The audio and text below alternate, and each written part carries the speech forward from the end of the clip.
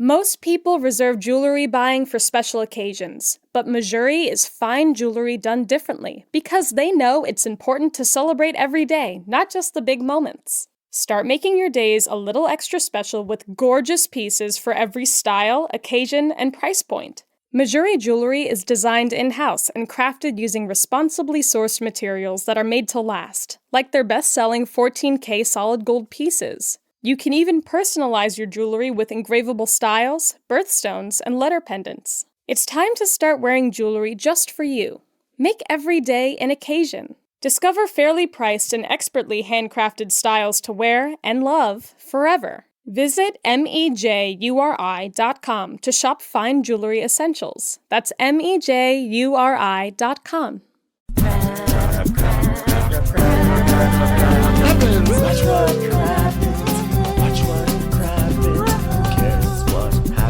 There's so much that happens. Watch what happens. Who cares what happens when there's so much that happens? Hello and welcome to Watch What Crappens, a podcast about all the crap on Bravo we just love to talk about. I'm Ben Mandelker. Joining me today is the one and only hilarious and handsome Mr. Ronnie Karam. Hi, Ronnie. How are you? Hi. How are you, Ben? Doing absolutely wonderfully. We're here today to talk Southern Charm. It's the second episode of the season, of the 9th season. Before we dive into that, come join us on Patreon. You know we love our Patreon moments. We do our video there. We call it Crappens On Demand. You can watch videos for all of our shows. Go support at Crappens On Demand level, patreon.com/watchwhatcrappens. We also do a weekly bonus, and this weekly bonus is very special because we have a special guest, Miss Taylor Strecker of The Taylor Strecker Show and Taste of Taylor. We love Taylor, so we spend a lot of time talking about Summer House and the cast and what's going on and the Vanderpump Rules spinoff. A lot of like Bravo gossiping and predictions and stuff like that. Really, really fun. So go check that out. And then next week we've got Dwell Hello on the feed, which is a Wondery Plus exclusive. And the week after that, Crappy Hour is back. That'll be on our Instagram. So follow us on Instagram at Watch What Crappens and at Ronnie Karam and at Ben Mandelker. So do all those things and your life will, I think, actually be complete. You may have thought you wanted other things in life, but that's actually really all you need, and then your life will be perfect. So go do that. Southern Charm, Ronnie. Wow. So we saw some new faces on Southern Charm tonight or last night. What'd you think? You know, I'm impressed that Southern Charm decided to just go for it.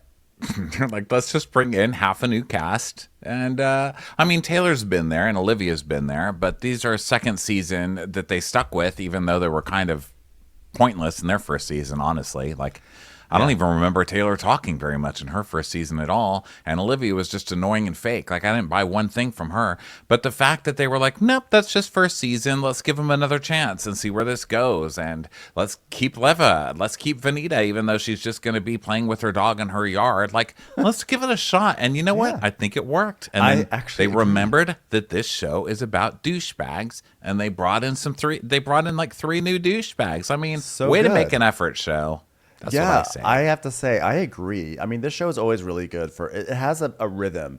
It has like a douchebag season, and then we're like, fuck these douchebags. And then there's like a season that's all about the women, and then you're like, yeah, we love the women because we fucking hate the douchebags. And then you have a season where it's sort of like all kind of meh, and then they reset and go back to the douchebags. So we're at the start of the douchebag cycle, and I'm really into it. I think this is actually technically Taylor's third season, but her first season was like super minor. I feel like Taylor and Olivia are like the Saturday Night Live featured players who are now full-fledged cast members, and so that's exciting for them. And we now have JT, which is a nice variation on JD of the past. And I got scared when I heard the name JT. Me too. Didn't you? I was like, I was like, Bravo's uncanceled JT. That's what I really thought. I genuinely thought that too. Yeah, but it wasn't. I say. It was. It was this new guy who is wow. Did he stipple on his beard hair? He's like a guy playing an older guy. He's not older, but it looks like he's in a community theater and he was cast to play an old man. And so he's like putting on age makeup, like some eyeliner lines on his face, and then stippling on like some 5 o'clock shadow beard. And weird. I'm not really sure what that's about.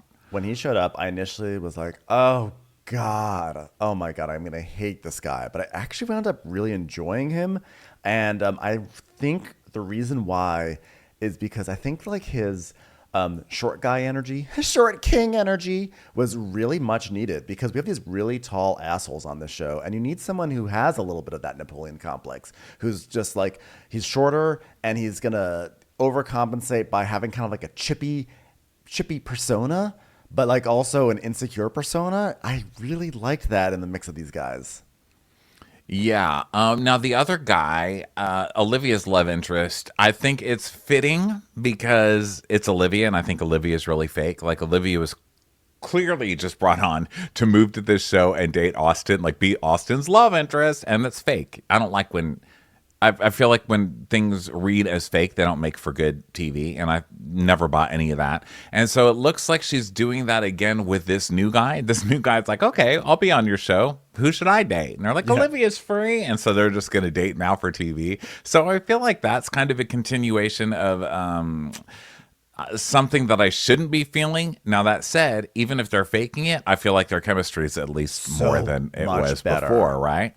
I was about to say, I was like, but their chemistry was so much better. And this guy, I mean, he has a really douchey voice, the way he talks, but I already sense that he's like such a vast improvement over Austen. So even him, I enjoyed his presence on the show. And a gay. We got a gay. And it was not your standard Bravo gay, which is interesting. Now, there's nothing wrong with that type of gay. Obviously, we're all different crayons in a box, guys. Okay. Yeah. But this guy is just not the normal Bravo type of gay that we have. Bravo likes it extra gay. So if they're going to let a gay person on the show, they're like, turn it up to 900 gay. Mm-hmm. You know? But this gay was more like, he was like a bro. He was like unironed shirt bro gay. He was sort of like what's his face, this character on Happy Endings. I'm blanking all of a sudden, but like the gay who was on Happy Endings, which is a great show, and I'm so like mortified I can't remember the character's name. But yeah, I liked seeing a different kind of gay. It was fun. Yeah, it was fun. He's like a swampy gay, you know, just like because the air is so thick over there and hot. He's just like a hot gay. He's just like, I'm really hot. This is all I can do today. It's a backwards baseball cap with an old Eddie Bauer shirt.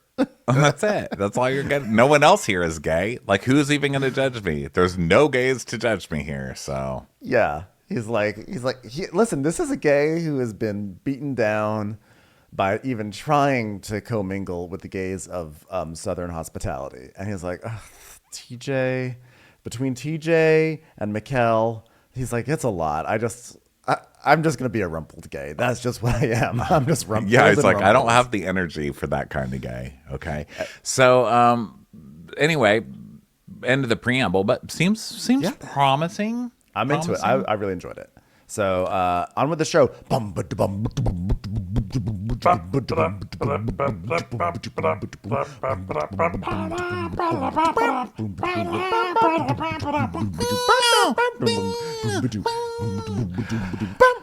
And then all this exciting music. It's like there's Folly's girls going past with feathers. And then we go to Venita in her backyard going, Charles is taking a shit right now. I was like, wow, really? To Venita's dog pooping.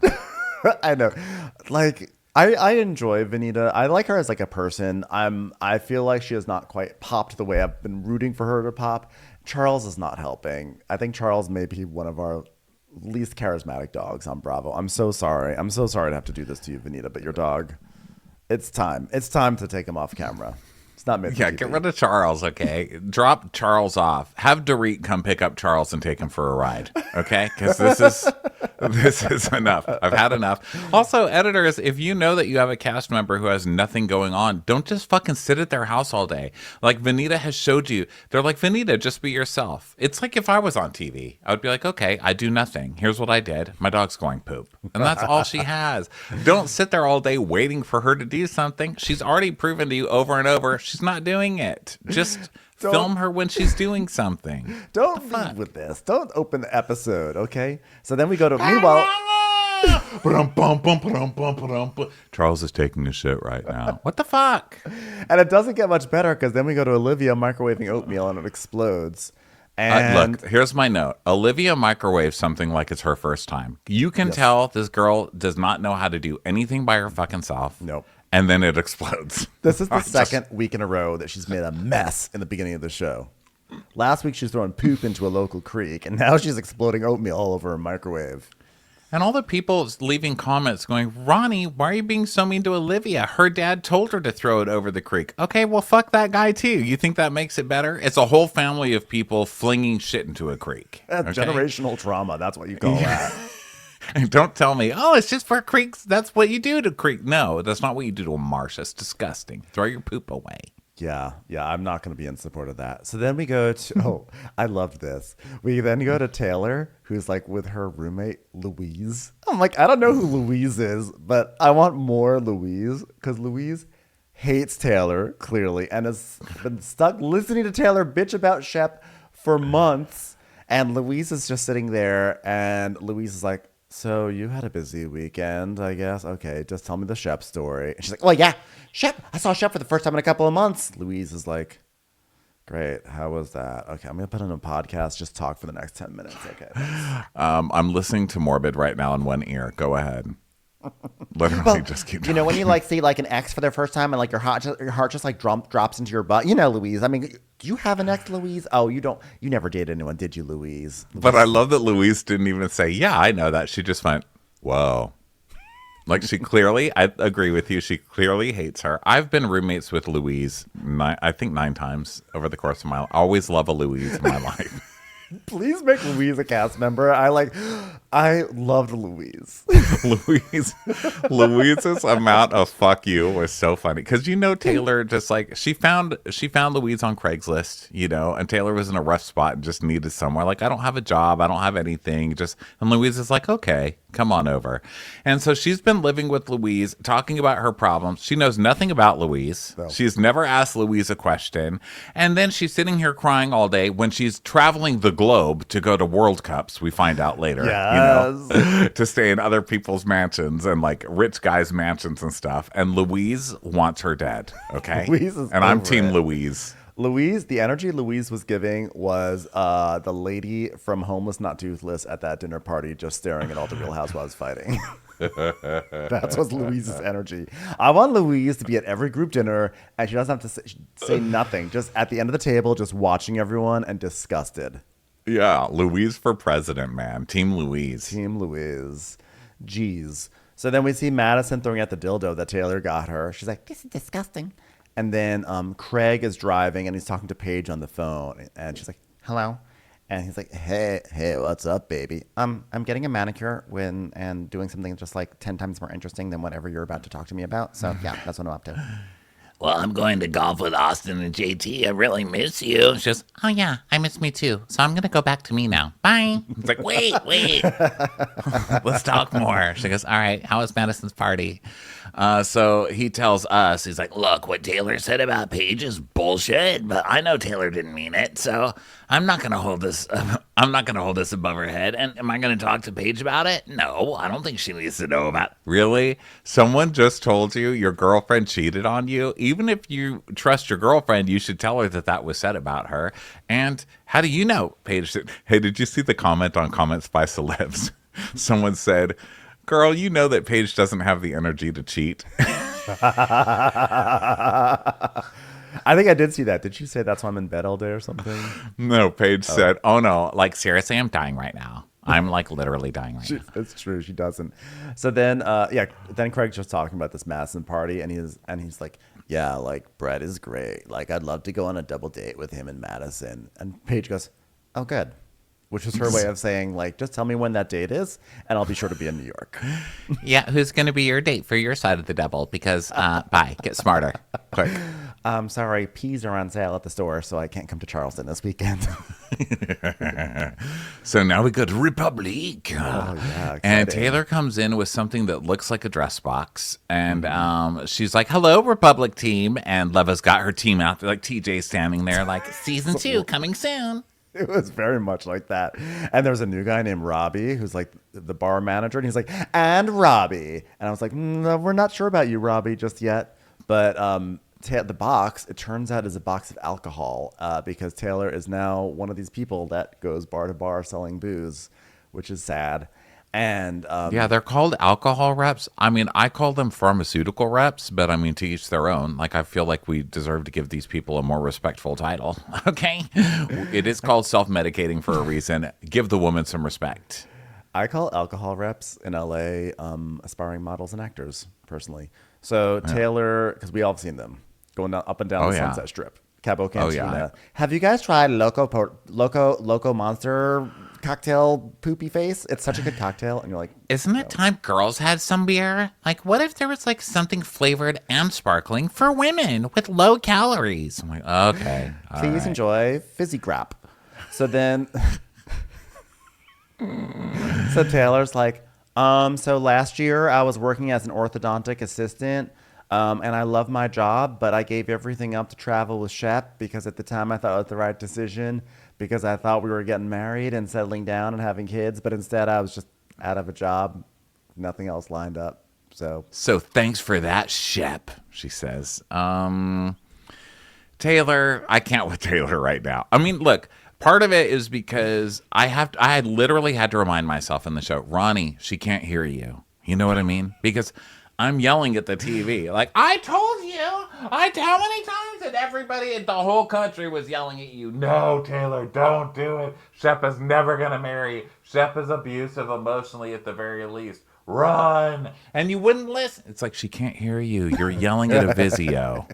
You're yelling at the cheapest TV from Costco, Ronnie. Nobody can hear you through that. to be fair, I'm pretty sure that Taylor probably got her orthodontic assistant job back, but like I'm sure it did not go well because I can just imagine a kid sitting there getting metal put on his teeth, and she's like, "Oh yeah, kid, you're enjoying braces? Well, brace for this. You're gonna cheat on a girl someday. Thanks a lot." Like, okay, Taylor, we're going to need you to calm down when we're putting braces on children. So you've got a cavity. I take it you've been eating ice cream probably given to you by some whore you stuck it in. They're like, whoa, Taylor, this is a family environment. Okay. So here's your night guard that you'll be using, and when you get older, you're going to want to put it around your groin because you're probably going to want to fuck around on every girl. Please commit to flossing like no man will ever commit to me properly. Okay, thanks. Here's your retaining that does not include relationships though, apparently. So go enjoy. So let's see. So yeah, she's everyone feels for Taylor, but everyone is really trying hard to not say "told you so," stupid, you know. So Leva is like, "Okay, sell her to me. Go ahead, Taylor, sell it." You know, Leva up there just encouraging everyone with that special Leva energy. She's on Minotank. She's like trying to be like, "Okay, do you want me to invest in your weird cocktail?" So Taylor's like, "Okay, so this is a cocktail in a can, and it's real alcohol," which, by the way, I love that as a selling point for a cocktail. Real alcohol. It's not fake alcohol, guys, so that's good. These are the flavor. Well, the flavors are. I mean, I think tequila, grapefruit. That's our version of a espresso martini, martini. I don't know. The packaging is pretty. I think the packaging is really pretty. I can't get the can out of the box. It's like I can't get it out of the box, sort of like how I can't get Shep out of his old ways. I can't change things. I can't change it. The cans must stay where it is. Anyway, it tastes good.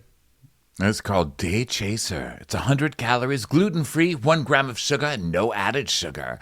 And Taylor's like, okay, I guess I'll just leave it in the box. And Leva's like, yeah, this is painful. This is really bad. And then Taylor tells us, she goes, well, honestly, I never really saw myself as a salesperson. Really? Because you're so good at it. You have a natural gift. But Shep had a buddy who was looking for a rep. I was like, Shep got you this job? Come on, Taylor. You're taking jobs from Shep buddies? No, run, Taylor. Cut the cord. You're hot, you're petite, and you're blonde in the South. Like, people will literally hand you whatever you want, okay? Take it from a Texan. Stop taking jobs from Shep contacts and get the fuck away, man. Cut the cord, darling, for your own sake. So Leva says, well, this booze, like we have to find ways to make sure people know that we carry it. Like we can pick it up and it just sits there, but like, if you come in and promote it, then people will be like, oh, let me try it. You poor unfortunate soul, come work for Republic. That's what she's doing. Well, I don't know. Do you think Leva would let her work at Republic? She just wants anything to ensure that there's another season for Southern Hospitality. I think she's like, let's just lock in someone else from Southern Charm. I think they're shooting it. Yeah, I think there is a second season. There is. There 100% was the second season. It's probably already shot, but I just think the idea of people being like, oh my God, look at that girl who's not talking, drinking that thing. I wonder what that thing is. Wow, amazing. I like the idea of Taylor getting sucked into the world of Republic, and like in a few episodes, she's like, so growing up, like music is something that my family liked. So I'm like a DJ now also. And I'm also like a hostess. She's just on the sidewalk, like, come in to Republic. Come in. Come in, not you, whore. Stay out, whore. It's time for a commercial. It's time for a Crappens commercial. Hey listeners, you need to know that Wondery's shocking true crime podcast, Over My Dead Body, is back for a 4th season, Gone Hunting. This newest season covers the story of Mike Williams. It was Mike's 6th wedding anniversary when he set off on a hunting trip into the gator-infested swamps of North Florida. He figured he'd be back in time to take his wife Denise out to celebrate, but he never came back. Friends and loved ones feared he met his fate through bad luck and a group of hungry alligators, leaving his young family behind. Except that's not what happened at all. And after 17 years, a kidnapping, and the uncovering of a secret love triangle, the truth would finally be revealed. Enjoy Over My Dead Body, Gone Hunting on the Wondery app or wherever you get your podcasts. You can binge all episodes of Over My Dead Body early and ad-free on Wondery Plus. Get started with your free trial at Wondery.com/plus.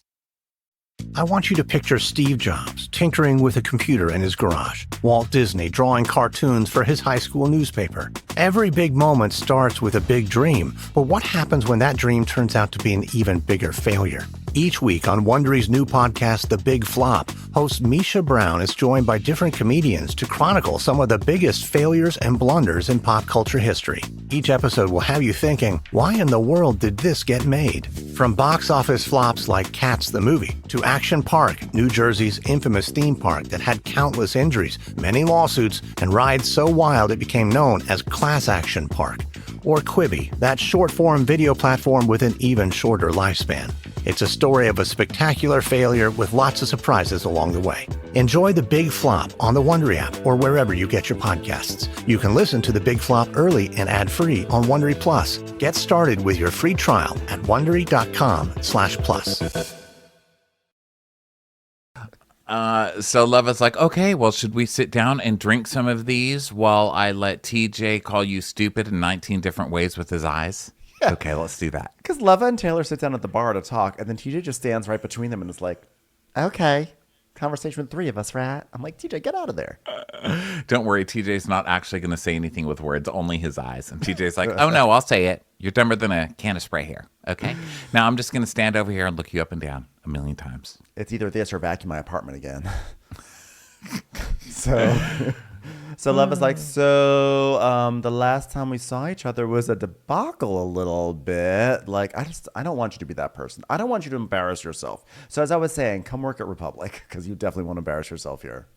And Taylor says, yeah, but Craig, like what he said, that was really mean to me. And, there's a rumor that Paige has not been faithful. And Leva goes, yeah, but that's just a rumor. Okay. She says, yeah, but I just, I just said it to be hurtful to Craig. Because, when you see your ex and your heart sinks. And Leva's like, nope, actually happily married. So you're just going to keep trying that to everybody that you meet today. I'm sorry to Louise you, but I'm going to opposite of Louise you.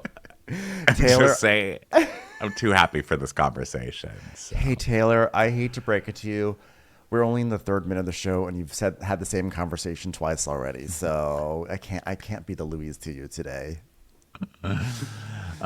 So she's like, yeah, I just went 100 to 0. I mean, 0 to 100. I had nothing to do with Craig, and I regret it. I just wanted to be the big bad bitch in the room. And TJ goes, well, did Shep ever reach out to you? Did he ever reach out? And she's like, Shep has like 0 fucks to give, okay? 0 fucks. You know what it's like when an ex gives 0 fucks? You know the only fucks Shep is giving to? Whores. Whores. Give them She's like, okay, someone take Taylor out of here. I know. She's not ready yet. She's like, before I leave, though, TJ, do you ever have that feeling when you see an ex and your heart just falls down into your balls? And he's like, no, I'm not Louise either. So, oh, gosh. I love that. She goes, yeah, he gives 0 fucks. And Lova goes, yeah. But hey, day chaser. yeah, well, we're going to drink this. We're going to drink it. We're going to put on a big sign and parade it to the Poor club. sad Taylor. Oh, my gosh. So now we go to a golf course. And Craig and Austen arrive, and then this new guy, JT, and he's sort of like a small, ratty guy, kind of guy. He sort of looks like, in some ways, he looks like every guy on Southern Charm ever rolled into one. Like a little Ravenel, a little JT. He looks JD. like a Ravenel to me. He looks exactly like Thomas Ravenel, just younger. I watched a show called Foundation, and it's a clone. Like the kings are all clones, and whenever one dies, they just bring another one out of it. It's that. It's like they just brought out season 1 Thomas Ravenel. Yeah, I definitely can see it. So Austin's like, what's up with these Legend of Bagger Vance clubs that you got going on? And then JT's like, oh, remember when I skunked you last time I played? Remember these guys, these clubs? Craig's like, are you guys already needling each other? And Austin's like, yeah, but seriously, why? Why are they so old, brah? Well, you could use these today if you want to try them out. Maybe they'll bring better fortune to you. And Austin goes, oh, I think they're a little short for me, JT, because you know what Austin has, and he's never going to let you forget it. Tall privilege. Privilege. We've seen it on this show how someone as mediocre as Austin, whose mouth literally hangs open with flies coming in and out of it, food flying everywhere every time he eats, can get girls because he's 6'4". And you know what? You can have any kind of intellect you want. If you go up against a 6'4" blonde guy from the South, he wins no matter what. He's just going to remind you anything you say, he's just going to call you short. Let's watch that unfold. Listen, you can't fail upwards if you're not tall, okay? Otherwise, you're just failing forwards. And that's what he does. Look, no intellect, no personality, no body, no charm, no closed mouth, and doing great in life.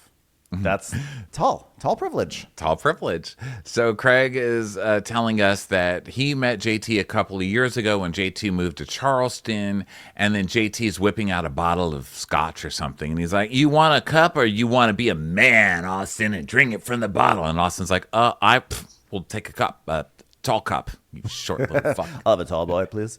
So Craig's like, at first I was like, who is this kid with like a little bit of a Napoleon complex? But he grew on me and like we became friends. It's like, he bought you something, didn't he? He bought you dinner, right?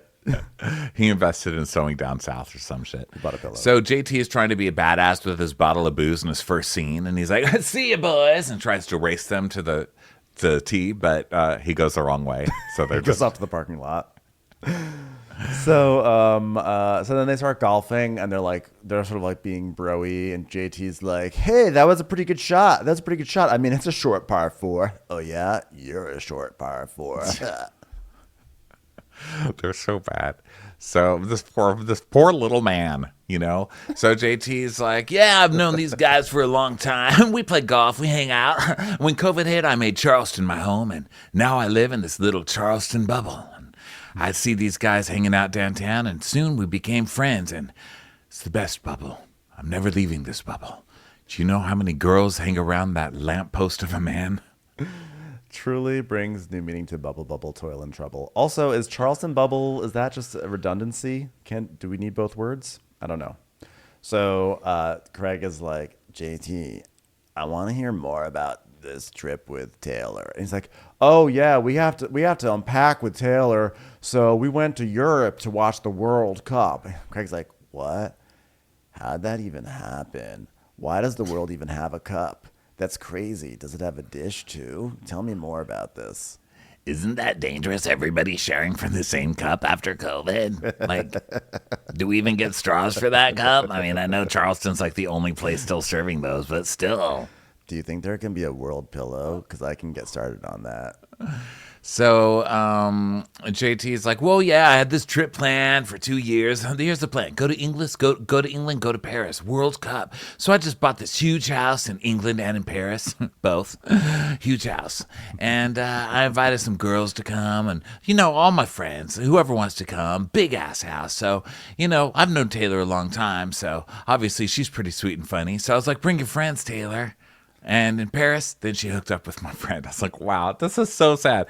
So you're in love with Taylor. You pay for this giant house to impress Taylor. You tell her to bring all your girlfriends to freeload off of you in both homes. And then Taylor hooks up with another one of your friends. Oh, it's so poor JT. Poor JT. So then Craig is like, she did. And Austin goes, yeah, look, she actually told me this. She called me when she was over there still. So I guess I'm just a little closer to Taylor than JT is maybe. And JT's like, I've got a question. Does it bother Shep that you guys are so close, Austin? And Craig's like, it would bother me. I'll tell you that. I think it's his way of staying in touch with her, though. And I think it comforts him. And, that's how fucked up it is that, she goes and drinks from a cup of the world. And then, Shep just has to sit and wait for someone to, bring him a little thimbleful because, he's, has to wait for Taylor and stuff like that. I used to talk about bro code, but now I figured out my own code. You don't talk to friends' exes, you don't clean up after yourself because your parents owned a maid service, and if you're lost on a beach with your friend's girlfriend, dig a hole with her and sleep in it until the morning comes. So JT basically tells Austin, hey, you can't be loyal to Shep and Taylor because it's going to come back to bite you. And if it doesn't, I'm going to help it come back to bite you. Just wait. So then we get some romantic bump-a-dumps for Olivia and Rod. Is it Rod? Rod. We have 2 Rods. Thanks a lot, Oh, my Shep. gosh. How often Rod do you and come Roddy, across a Roddy, Rod? I know. We got all the Rod. All of a sudden, this show already had too many Rods as it was. A bubba dump. It's the season of Rods, am I right? Southern Charm. Back to the Rods. So Rod talks like a tech bro. He's very tech bro talky. And he's like, hi there. He's sort of like a smoothed over Carl also in terms of voice. So he's like, hey, here's a vanilla blonde for a not so vanilla blonde. And she's like, what a cheese ball. He's really cheesy. He's really cheesy, and he does this thing where he's just kind of looks around all the time and does this dashing smile that he's practiced in the mirror a million times, total douche. And I think very practiced too. He's I don't know. They're in the South though, so maybe you have to do this kind of stuff. But his whole wow, you're gluten-free, so I got gluten-free bread for you from a different place that the sandwich was made at. I had them deliver the bread to me. Then I took it to the sandwich place and I had them specially make it, my little blonde princess. Ding! Literally more energy that any man on this show has ever shown towards any woman, though, to be fair. I know. It makes me not trust it. I'm like, this is, you're from the same town. I don't believe you. Are you gonna murder her? What's happening? So Olivia says that the roommates moved out officially today, aka her parents. And he's like, do you feel like an empty nester? You sort of got some Christy McNichol in you, a little Diana Manoff. You know what I'm saying? You not get that reference? Okay, I'll be quiet now. Yeah, they're way too young for that one, Ben. No, I think not on this cast. Is there a dog named Dreyfus coming by? No? Okay. She's like, yeah, I feel bad because actually they were never really empty nesters and never really got that chance. And he's like, well, that's what happens when you have a roommate. So that's their a little flirtation stuff. And she's talking about how it's so hard dating in Charleston because she's ancient in the South. At 30, if you don't have kids, you're shriveled up in dust. Basically. It's never too late. Okay, Marcy, you can go now. We know you're pregnant. I got a baby now. I'm pregnant. So he brings these sandwiches and he's like, by the way, I've been told that I'm a really bad eater, so I'll try my best not to eat. I try my best not to eat on first and second dates. I'm like, sir, the last person she dated was Austen. He was he was And basically like a also- one-man food processor. That's true. But also, you know who else is a terrible eater? Olivia. Oh my God. I'm like, you're a perfect couple then. You've officially met your match. Olivia eats like, and talks while she's eating. She's like, realize that's gluten-free bread. I'm not gluten-free. I'm like, wow, your parents literally taught you nothing. What did you even do in that house? What did they do? The Hollywood needs to hire her to stand over windows and eat coleslaw so it looks like it's snowing outside in Christmas movies. You eat with your mouth open. You can't use a microwave. You throw shit over your fence. Were your parents even there? Are they really even parents? Like, what? Come on. She's a mess. I'm sorry. She actually says, after all this food flirtation, she goes, yeah, he's really chivalrous, and it's like so refreshing. It makes me want to give him a shot. I mean, you can't compare him to Austen because, like, then I was Neverland, but now I guess I'm back to Earth. That is so rude to say about somebody. Like, wow, well, I guess, you know, I had in my head Austen, but come back to Earth. Now I've got Rod, you know? With Rude. Austen, you were on the Ocean Gate Explorer, okay? And now you are back on dry land. You managed to escape a terrible fate. So Olivia's like... You were on a Carnival cruise, and you've moved over to a princess cruise. It's like a slightly upward lateral move. You know what I mean? You were at Club Med, and now you've escaped to a Chick-fil-A just outside the exterior of Club Med. And as someone who's actually done that before, like, it's a very real experience. You feel like you've actually like advanced, and you're like, ugh, so glad to not be at Club Med anymore. I can finally eat some real food, but you're just still only at Chick-fil-A. Well, thank God for the prayer on the cup then. So Olivia's like, yeah, good men are a dime a dozen in Charleston. He's like, I think you got that term backwards because that means there's a lot of them. She goes, no, a dime a dozen means there's not a lot. Do I have that wrong? Do I have that wrong? And they're cracking it up. And he's like, oh my God, I love stupid people. That is so funny. Hey, look, it's a tour bus. They're probably on their mic like, hey, look on the left. You'll see 100 white people and one brown guy. Wave at the brown guy, everybody. And a human coleslaw maker. That's Olivia over there. So she's like, oh my God, I'm getting a headache from laughing so much. My throat is closing up. He's like, you're blushing a little bit. I think I'm choking. It was gluten in the bread. Just kidding.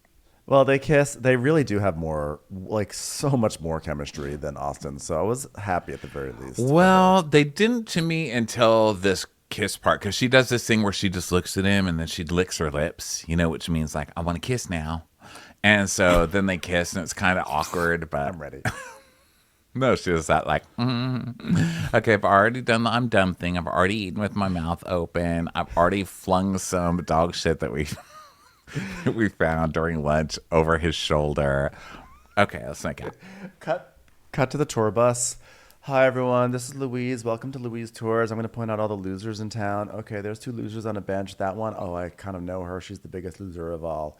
Okay, we're heading to Shep's house next. Oh, okay. So next we go to Patricia. So Patricia's looking. She's like, where's my hand-painted pillow? Someone has moved it. I love how she's really so wealthy. She has nothing better to do than to go on scavenger hunts for her pillow. And just accuse people. Like, who moved my hand-painted pillow? Randy, ding, ding, ding, ding, ding. Randy, that was a hand-paint. First of all, get a fucking real pillow, people. Hand-painted pillows? No. Can we just all just have a collective no for hand-painted pillow? I get it. You're rich, okay? Go buy something useful. Fucking hand-painted pillow. There's a good Ninja out. Go buy a Ninja. Buy a Ninja. Might I suggest a Ninja fryer oven? And also toasting. Okay, have someone hand paint that shit. Jesus, to tell rich people everything. Just have an air fryer on your sofa. I think that Patricia was just trying to build a case to fire Randy. She's like, well, nowadays you can't just fire someone unless you got documentation. So I want to write down first offense, hand painted pillow on the wrong sofa. All right. As I've been reminded by Whitney, the new minority in America is the straight white male can't just fire Randy for no reason. Randy does look completely traumatized, I just have to say. This is the second time seeing Randy, and Randy looks like he's just been crying and maybe cutting himself. I'm just going to say, help Randy. He's like, there's just so much to learn. So then Whitney walks through and he's like, hello, mother. How are we? We are tired because we've been resting on the incorrect pillows on the incorrect beds. Can't get any good sleep with that. Randy.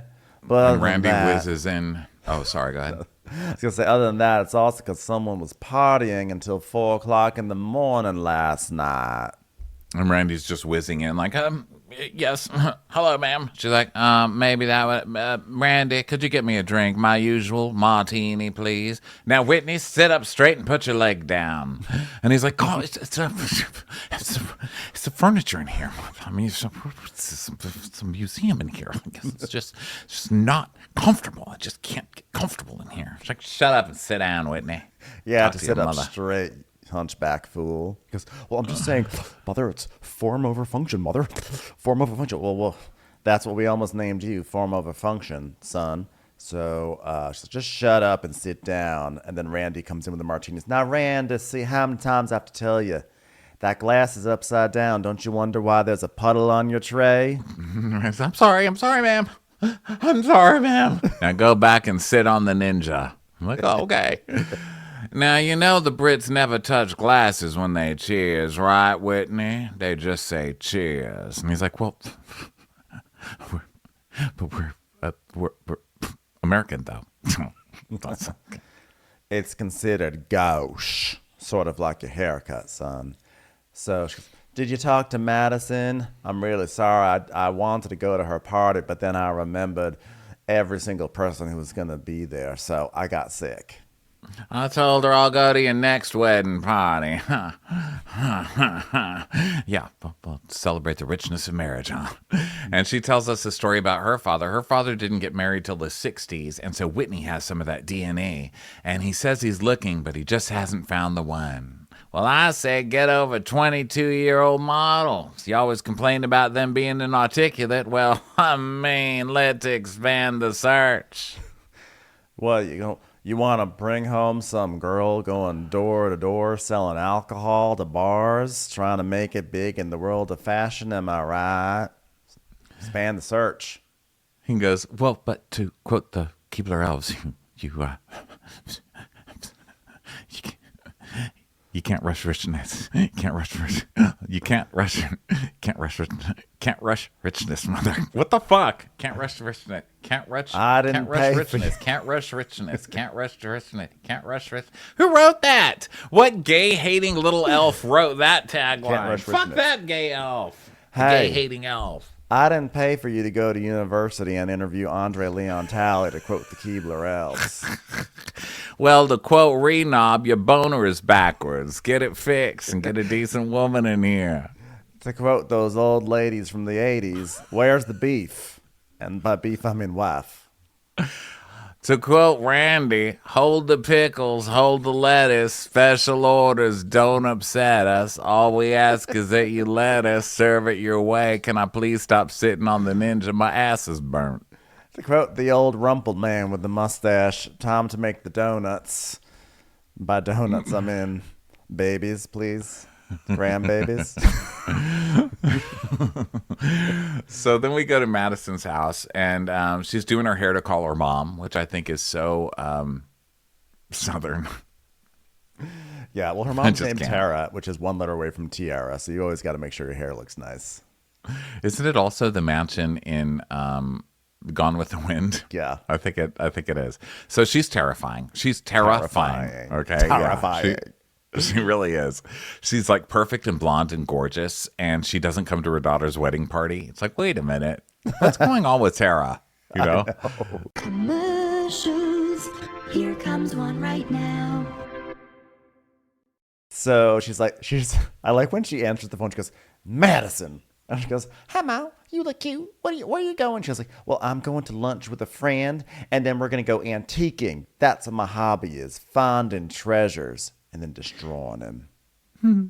Well, I saw in an article that modern mixed with antiques is the new thing, so you're already ahead of the trend, Mama. Yeah, that's how they cast your TV show, too, I hear. Yep, I got to do something to keep me busy, honey. I can only shuck so much in a day. Now, what were we born for? Corn, Mama. That's right, baby. Born for corn. "So when are you going to come visit, Mama?" She goes, "Well, I want to come down for the weekend. I was so sad that I missed your trashy little party, But I'll call you before just to confirm when I'm coming down. I'm going to bring some antiques for you. You thought about an antique dildo? Am I allowed to say that on this TV show?" Mother. So Madison's like, Well, that'll be good to see you, because, my husband's gone with his daddy, and Brett's gone to save the world. I'm just all alone over here. she's like, well, honey, I'm impressed with you being a little wife and all that cooking you're doing. Look at you boiling water these days. What did you make, ramen? God, everybody loves ramen. I know where you got that from. I'll teach you how to make the best cornbread. It's all about the pan, baby. She literally recommended a cornbread recipe after. I died when she literally brought up corn. It's been a year of us saying "born for corn," and the fact that she said cornbread, I was cackling. I was hoping they would say "born for corn" again. Well, the fact that she brought up some kind of corn food again, and she also brought up antiquing again, I guess that's her. She's like, I'm going to make this my thing. I'm going to be on TV, and everyone's going to know me as Terrifying, the lady who loves corn and antiques. And guess who I want to hang out with? Terrifying, because I am down for both those, mainly the corn, but I'll go antiquing with her. Yeah, 100%. So Madison's like, Well, I have made him hamburger helper once or twice. I'm not going to lie about that, Mama. Now, okay, audience out there, America, let me tell you a funny story. This is good, okay? So I'll make this pot roast for Brett, and my pot roast is real, real good. it's not. Can I just tell you, I already know that this pot roast is not good. I can just tell. Yep, it's bad. We all know. You're too new. You're too new at pot roast. You know what I mean? Pot roast is not just like you do it a couple of times and you're great at it. Okay, Yeah. You've never made a pot roast before, like a month ago. Let's stop pretending we're Big pot piece roast of meat. experts. You're gonna mess up your seasoning because it's too big of a piece of meat. to not know the 100%. seasoning. You have to know, And how it's to going to be season too that. chewy. Too chewy. It will not be braised enough. It won't be right. We know. You don't eat pot roast. I can tell you that. She's not eating pot roast because there's sugar or something in it. Maybe. And Brett is Maybe too we should hot. just put a pot I in the oven and roast in the pot. I make a real good pot roast. And also, Brett is too up her ass to really tell her what he thinks, which we find out in this scene. So you can't really make a good pot roast until you practice and people judge the shit out of your pot roast. Yeah. So she's like, okay, back to my really good story. So I make a really good pot roast, and then I gave it to Brett, and he just sat there, and then he ate it, but he left all the carrots around, and then I was like, oh my god, he's allergic to fucking carrots, and he didn't even complain. Isn't he so nice? I was like, that's a great funny story. You don't even pay attention enough to the fact that your husband has a deathly allergy. Great, super funny. I thought it was pretty funny. What do you do when he's gone, honey? Are you lonely? She's like, well, I have to stay busy. Yeah, I'm here alone, but that could change, Mama, because we're talking about getting off birth control, okay? Could you imagine a man? Wouldn't it be amazing to picture a grandbaby for you that closes its mouth occasionally and doesn't splurt the milk that you've worked so hard to produce back in your face? I thought you got off birth control when you stopped dating Austen. I mean, talk about one man who could make someone's ovaries shrivel up. Am I right? I didn't even know you needed birth control after your ovaries took a run for the hills during the Austen years, honey. So she's talking about how Brett did take a step back from the front line. She goes, Yeah, normally the guys who do have families, they aren't dead in the front. No pun intended. Okay. Now, if I have a baby, I'd want him around all the time. what the fuck with the... So just put the single men out there. Just burn the single men. Anybody gay and single, Yeah, those you are the get flamers. No pun intended.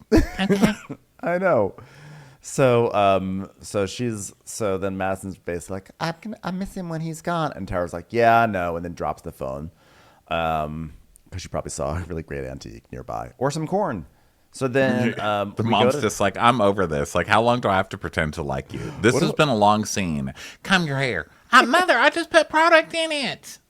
What do I have to do to end this scene? Okay, I'm just going to drop my phone. Whoops. Mom can't hold the phone. Ba-dum, ba-dum, ba-dum, bum. Austin and Mama? Greg. There's Mama? No, sorry. Never mind. Was that It part an of the song? No, it could be. It was an errant mama. Yeah, Austin and Craig in a golf cart going down the street, and JT hops on. So they all head down to this uptown social, and they sit down, and JT just turns to Austin and goes, "I never tried your beer." I was like, what? I mean, That was you're so losing points funny. by the minute. Ugh. Yeah. And Austin's like, wow, losing points by the minute, dude. And he goes, yeah, well, I think I'll try Jack and Diet for now. He goes, wow, never tried your beer and I'll get a Jack and Diet? Son of a bitch. So Shep shows up and he's like, "Hey, JT, do I know you? Oh, sorry, that's some of the wit that I picked up reading about Moliere." Ha! Oh my God! Remember last time we were here, JT, and we danced to that song? Who runs the girl? Old white man. Who runs the world? Old white man. That was amazing. Hey, Austin, you went vest too. We're both wearing vests. I guess we're both really invested in fashion. Oh, hashtag Moliere. And JT's like, whoa, yeah, you got the Wayne foot going on that chest? He goes, yeah, I did. You know what? I shot an 83 that course. And JT's like, whoa, that course is hell. Oh, yeah, dude, we got to play. You know what? I got to play Royal Melbourne. He goes, how'd you get in there? I'll tell you how. So we met these two girls. And they're like, oh. Do we have to hear this story again? I cannot hear this story again. Can we not go through the golf story? Oh, it's insane right now. You're like, please just tell the short story. Shep's like, okay, so I meet these two identical twins in their 20s. That's a good start. That's a good start. Okay. And Craig's like, Did you guys get to have a threesome? and Shep's like, Oh no, that would have been the happy ending. Whoa, hole in two, am I right? I want to hear more about the stories about Australia. Okay, it was great, man. So we met a lot of girls. It was fantastic. Beautiful, beautiful, hot girls. I'm so sad about Taylor. And then more hot girl stories. So one night I went to a restaurant and these two hot girls walked in. The identical twins or other girls? Other girls! It was amazing. poor Shep is trying really hard to get everybody to believe that he's got girls hanging all over the place. It's so sad, you know? And I get like wanting to be single. Obviously, hello, it's me. But he's giving off a very strong vibe of not wanting to be single. This whole trip sounds very sad. I went golfing. There was a girl there. I got in golfing because there was a girl. Then I went to this wedding with a girl where there was also girls. Whoa, the bride loved me. Accidentally gave her vows to me. It was nuts.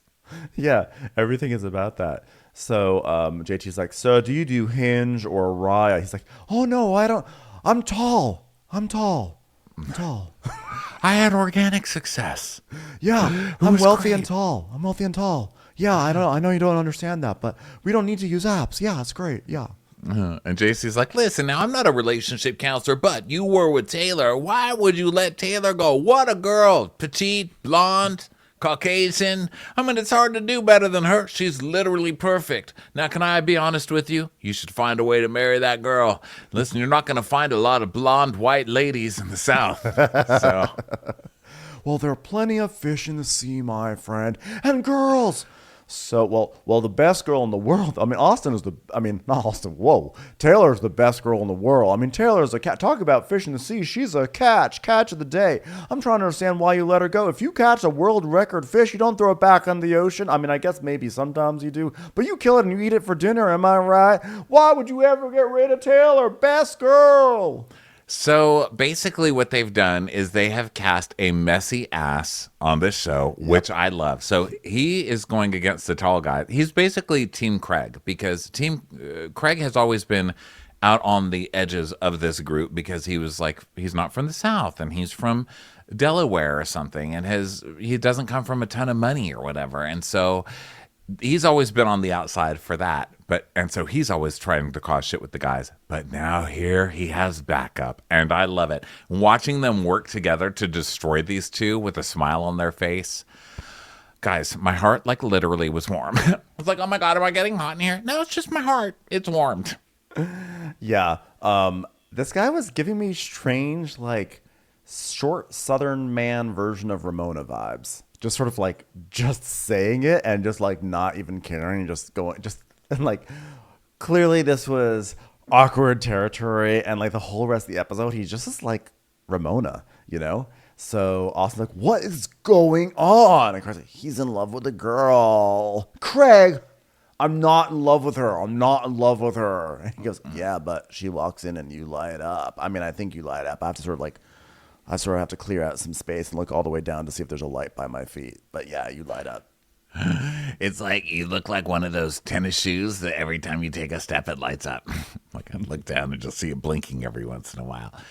And Austin's like, well, I light up when she comes in the room too, and that doesn't mean I'm in love with her.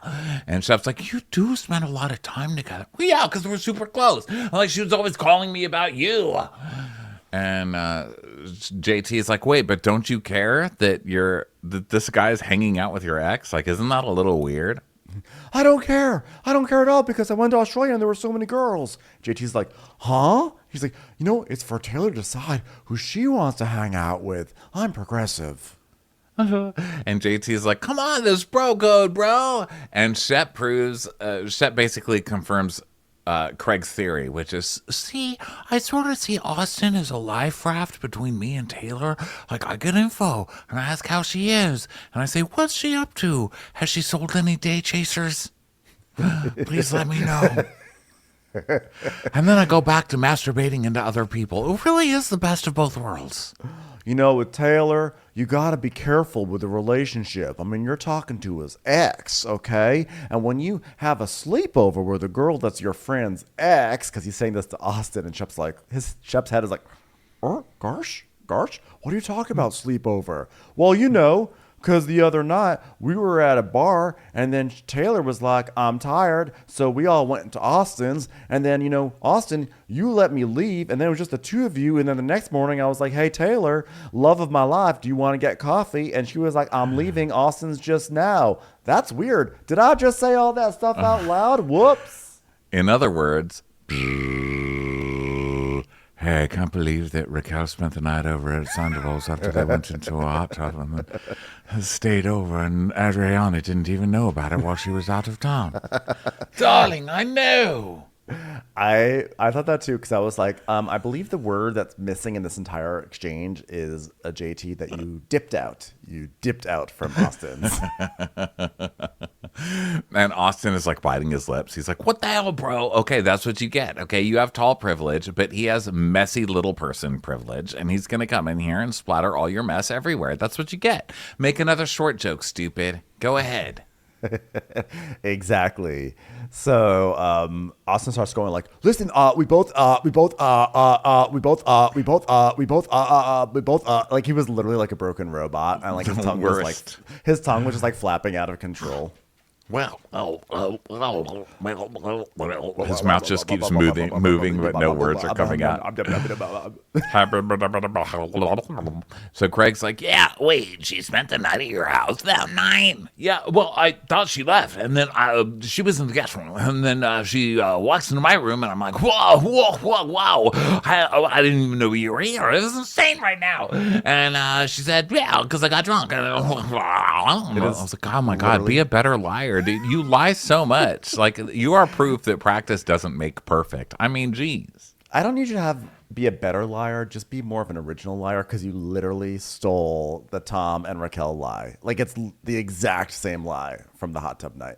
So JT's like, listen, I do think your relationship with Taylor, I mean, it's a little gray. It's a little murky. And Shep's like, yeah, I do feel that way, but I don't have a claim over anybody. Not me. I'm progressive Shep these days.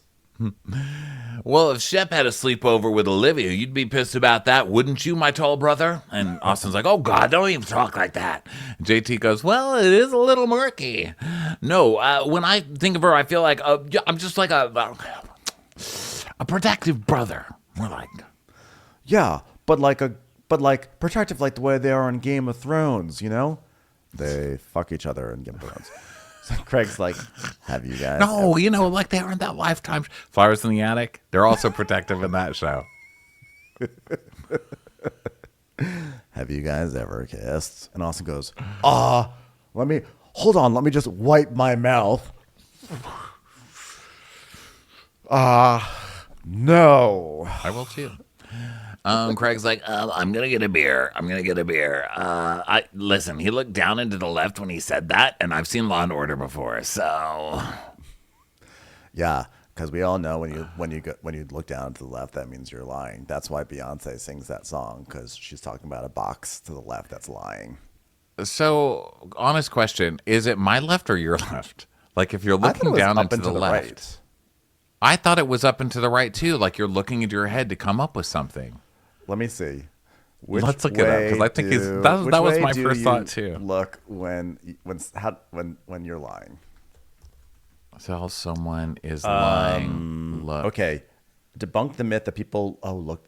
Okay, so it is to the left, but apparently, when people lie, they maintain eye contact 70% of the time. So that's debunked. Oh, really? So you can tell they're lying if they keep their eyes and oh gosh, I need to stop trying to look everybody in the eye. Doesn't mean that you're lying. It just means that looking to the left is not a sign of lying because liars are often.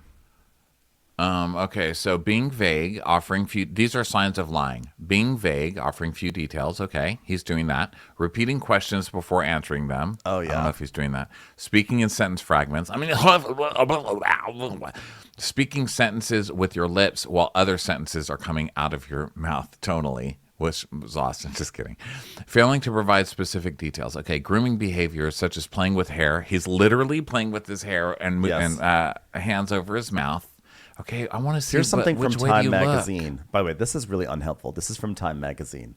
Facial clues. The eyes. Someone who is lying might stare or look away at a crucial moment. Well, that's not helpful. They're either going to be looking at you or not looking at you. That's how you know they're lying. Yeah. Okay. Well, here's one. This is from NBC News. Notion that liars glance to the right, debunked. A glance up to the left supposedly means a person is telling the truth, whereas a glance to the upper right signals deceit. However, new research thoroughly debunks these notions. As it turns out, you can't smell a liar by where he looks. Dun, dun, dun. The mouth. Rolling the lips back to the point where they almost disappear could be a sign that someone is lying by omission. Well, I don't think Austen's capable of doing any of that, so it's physically impossible for him. Okay, so back to it. Now we all know how. Now we've all learned nothing, basically. Okay, no lessons here today. So Craig goes to get a beer and says that thing about the lying, and Austen's clearly lying. You don't have to have watched spy movies to know that he's lying. He is lying. Craig is right. Yeah. He's lying. So Austen's like, listen, there are friends in my life where I can share a bed and things like don't happen, and I kind of feel that way about Taylor. I'm like, well, but you just said that she was in the guest room, so... wait, so you've slept with Taylor? And he goes, no, I'm just saying. So wait, so then you've never kissed? Hand on a Bible. Hand on a Bible? You think that's going to mean shit to Austen? Yeah. I'm not sure these are very religious people. So Austen's like, no, never did it. And he goes, I just told you. And Shep goes, I believe you. Let's drop it, Garsh. He goes, at the core of this, Austen is a very core friend of mine, and I have to go with what Austen says because that's what friends do. They trust each other. Plus, this way I can look like the better friend when later on I find out that this is true, and I can say, I believed you. Yeah, exactly. So then we go back to Vanita's house, and she's still just sitting with Charles, but this time Madison comes over, and they're going to pull some weeds together. Yeah. Wow. Weeds. So they start talking about this party and how What's-Her-Buns was acting crazy and gave her a dildo. And Madison is just, I can just not believe somebody would give me a dildo. Okay, I'm a homemaker now. I do homemaking things. I boiled water and put ramen noodles in there. Yeah. Madison is so much of a homemaker now that she has apparently won Best Yard of the Month 2 months in a row. I just want to know what publication that is. Like, was that The Economist or was that just like Tara's Home Newsletter? Winner of Best Yard, my daughter, Madison. 12th month in a row. Sorry, losers. And then we see her doing Instagrams where she's like, Look at me, watering plants. You know why? Because I'm a married lady now. A lady who loves her husband. And you know what men love? Plants. Plants in the front of their house. So that's what I'm doing. Hey, plant, you want a little pot roast? Feeding plants. Just feeding. Oh, the plant's dying. Are you allergic to carrots? Come back, plant. So Vanita's like, you know what? Taylor was really spiraling. I think what we need to do is we need to have like a bit of a girls' night so we can sort of like reel her in and let Taylor know that if she's feeling like she's spiraling, she can call one of us instead of making a scene at a party. oh, okay. You know what we should have? A girls' night where we can all be together while I dildo shame this girl. Okay? That's where we should be.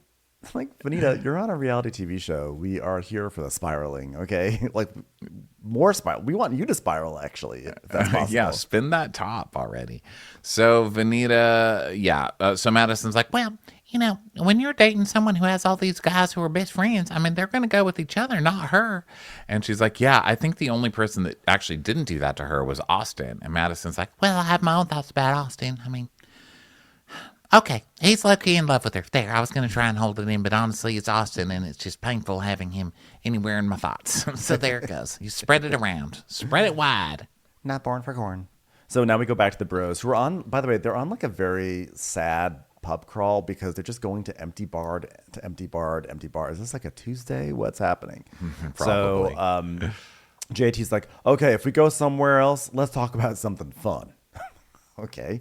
So they walk to a new bar and Shep was like, gosh, that was a lot. I'm like, Jesus, I'm pretty evolved. LOL. But I think it would be really fucked up if Austen slept with Taylor. I'm so evolved. I can't wait to hear your thoughts on women in the workplace in about 5 minutes. Shep. So Craig's like, Wait, so you don't think they kissed? are you guys are 40. Like, stop.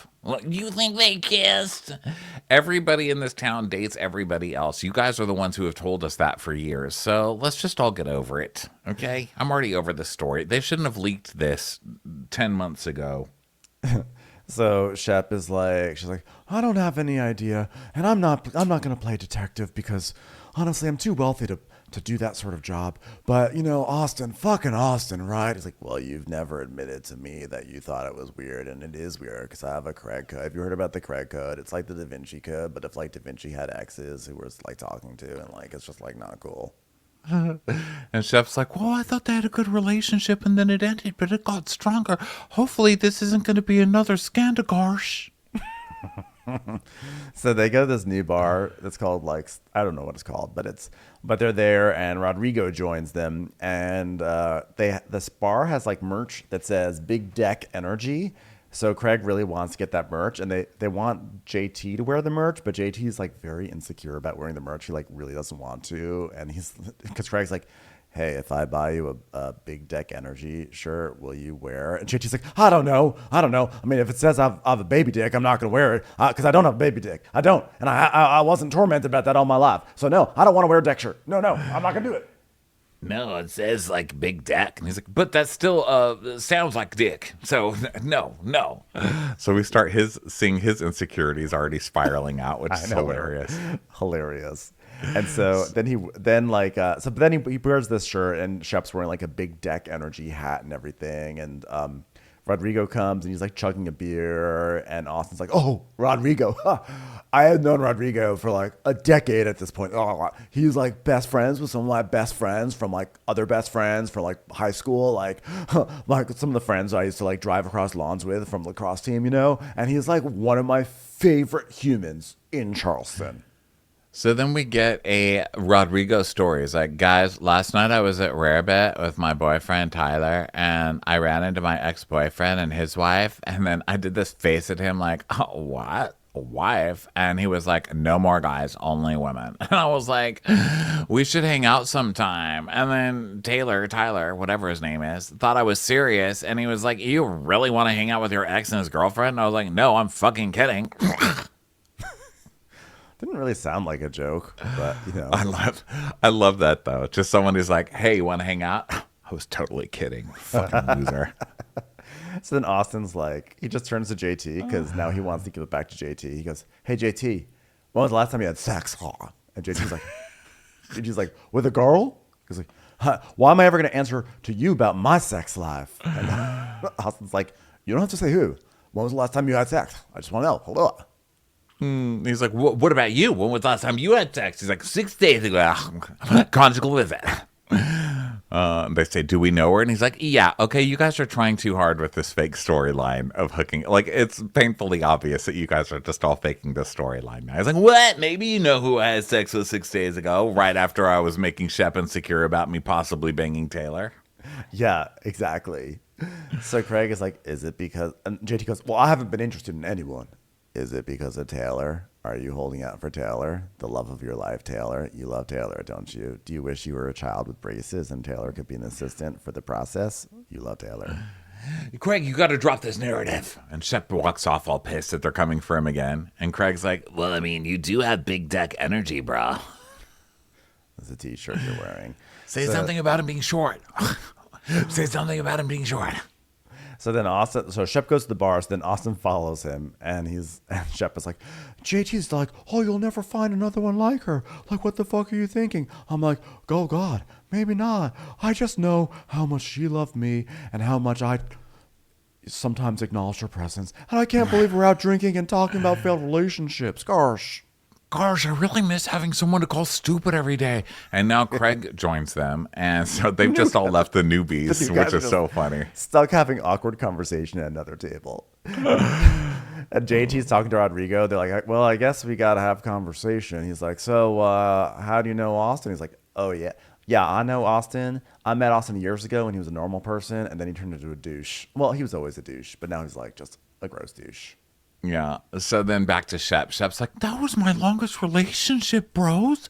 Craig's like, well, you never acted like you cared. I mean, we knew you did care. Like, maybe you're softer than you put off. Wow, look at Shep. Like, Shep has a heart, guys. Audience. Shep is still the heartbeat of this show, okay? And Austin is visibly annoyed. Like, the annoyance of someone who hates hearing the girl that he's in love with being talked about in this way. So Craig is like, maybe it bothers you more than you admit how much she hangs out with Austin. Because, like, I've never seen you be concerned about that. And I think you should be angry. Do you want to be angry right now? You want to start? You can be angry. If you be angry. Be mad. Be mad right now. Yeah, I hate Austin. You should beat up Austin. Austin's like, I'm sitting right here, bro. Come on, I'm right here. I can hear you. He is like actively trying to get Shep mad. And like they are just talking about Austin right there. Yeah, it's like, so funny. I thought we were okay, but now she's spending nights with Austin. Austin's so dumb. What the dumbest person? Why do we ever become friends with Austin? I know. I can't stand Austin. I'm right here. I'm right here, bro. So Shep's like, but did you kiss her? What's going on? He goes, no, listen, if something had transpired, I would have told you. I would have told you, bro. Yeah, but not after a one-night stand, then you wouldn't? Like you're just saying you could have slept, but then if there was only a real... What are you saying? And he's like, I mean, at that point, it wouldn't be cool to say something to someone because that would just be hurtful, right? Like, I mean, if it was just a one-night stand, why would I say anything about that? It would just be hurtful. Yeah, like if I only watched part 1 of the Vietnam War, I wouldn't just tell you that because that would make you hurt. That I didn't finish the whole thing. You watched part 1 of the Vietnam War and didn't tell me? Gosh. Wow, ouch. That was a real Ken burn. So then Craig's like, This is so bad, Austin. he's laughing. He's cracking up to us, saying, this is so bad, Austin. And Austin's like, oh my God, can we please stop pounding this into Shep's brain? Let's just go watch the sunset, right? So they move back to the other guys. Oh, they go to Ink Rooftop, which has the sunset. By the way, it is a gorgeous sunset at the top of the city, right? Yeah, it's very nice. I was like, wow. It was nice. They go to sunset to see the sunset, and JT was like, "Can I take this shirt off now? I can't believe I'd have my good character smirched with a dick pun." So they're there, and they have Roddy brings them some beers, and JT's like, "I don't care what anyone says about you, Roddy. You're a good guy." And Roddy's like, "Who was saying otherwise? Is Tyler here?" Is that supposed to be funny? Stupid. Hey, hang out. JT, we should go out sometime. Really? Really? Yeah. Fucking idiot. Stupid. We fell for the old "let's hang out" time joke. So JT, of course, listen, the only way in this town that people define themselves is by relationships. It's always made me crazy about this show. But it's like, are you going to get married? Are you not going to get married? When are you going to get married? Why are you going to get married? Who are you going to get married to? When are you going to have children? What are you my head explodes. So, of course, they're on him again, this JT guy, about Craig's like, when was your last serious relationship, though? We need to talk about this again. And then JT's like, well, it's my ex-wife. Because I got married out of college, 6-7 years. Great girl. She was great. Great love story. She was English. And so we kind of got married so she could get a visa. So, I mean, maybe it was a little forced. And Greg goes, yeah, well, not a great love story. He goes, yeah, well, it wasn't because of the visa. But, when you fall in love with a girl and the government says you break up with her, you do what you got to do. You man up and you say, how are we going to solve this problem? It's like, Craig, like if you were dating some great girl in New York, you wouldn't just stay in Charleston. You'd go to New York because you do what you got to do to fix the situation. Right, Craig? Wait a minute. Well, anyway, then she married a ski instructor, and now she lives in the Alps, and she's doing great. Okay, and he turns away and looks at the sunset. And Shep, in case you didn't know, he was a man of privilege. He goes, wait, which Alps? Italian Alps, French Alps, Swiss Alps? God, I have a chalet in each one of them. Oh, let's just stop talking about this. All right, let's do shots. So now Shep and Craig are alone again, and Shep, this is where we get to know Shep really shows himself, after a couple of drinks, because he's been on his like, wow, I'm so changed and sensitive now. Just look at me, new Shep. So he goes, I think in 50, 60 years, like the traditional relationship like our parents had, that's not even going to be a thing. I mean, girls, they want careers and stuff now. I don't know. It's all very progressive. Like, air quote, progressive. Oh, girls wanting careers. Yeah, they've been wanting careers for decades and Shep, decades. this Maybe is even so millennia. embarrassing. Oh my God. I don't even know why I would be embarrassed for you or why I would even be surprised that he would say that. But wow. I just think lust and love are two different things. Lust happens in the blink of an eye and doesn't mean much, but it's something. It's like, you shouldn't be held accountable because you got lust. We all have lust. Just how girls want careers, guys have lust. It's just something that's in us. Oh my God, what a broken person. So, and not in a fun way. Like there are fun broken people. I mean, it is Bravo. It's like a cobblestone street of television. Like it's supposed to be broken. But don't worry, I think he's being phased out. He's getting Shep is getting the Catherine Dennis treatment, which is that he's being introduced like 20 minutes into the episode instead of like at the top of the episode. Yeah. So I don't know if we're gonna have that Shep that much longer. They're bringing in all the new guys. Yep.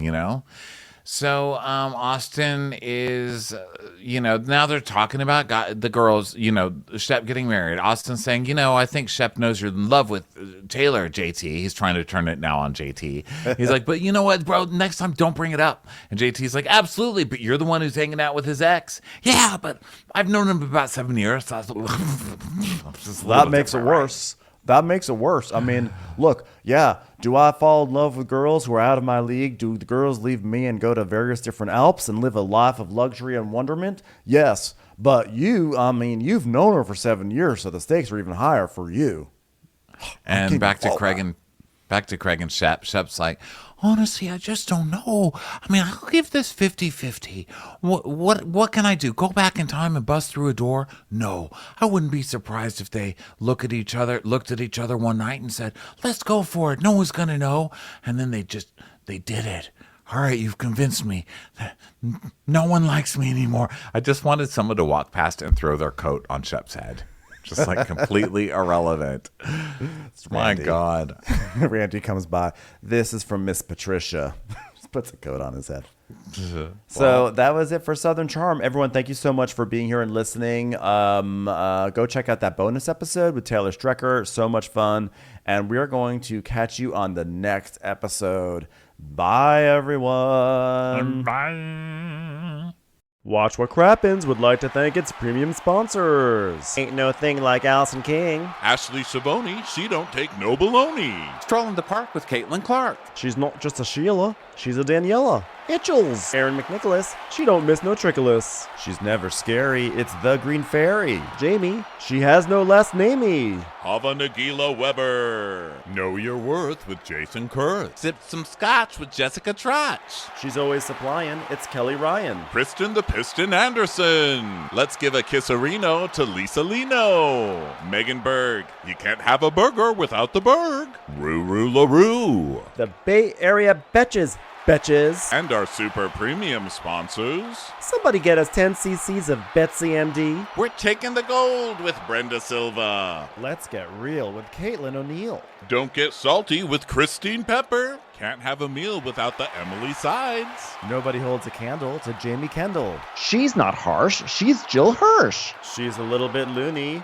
Junie. My favorite Murdo, Karen McMurdo. We love him madly. It's Kyle Pod Shadley. Let's go on a bender with Lauren Fender. We want to hang with Liz Lang. The incredible edible Matthews sisters. Nancy Cease and Desisto. Give him hell, Miss Noel. She's the queen bee, it's Sarah Lemke. Shannon, out of a cannon, Anthony. Let's take off with Tamla Plain. She's quite the catch. It's Victoria Cotchett. She ain't no shrinking Violet Kuchar. We love you guys. Hey Prime members, you can listen to Watch What Crappens ad-free on Amazon Music. Download the Amazon Music app today. Or you can listen ad-free with Wondery Plus in Apple Podcasts. Before you go, tell us about yourself by completing a short survey at Wondery.com.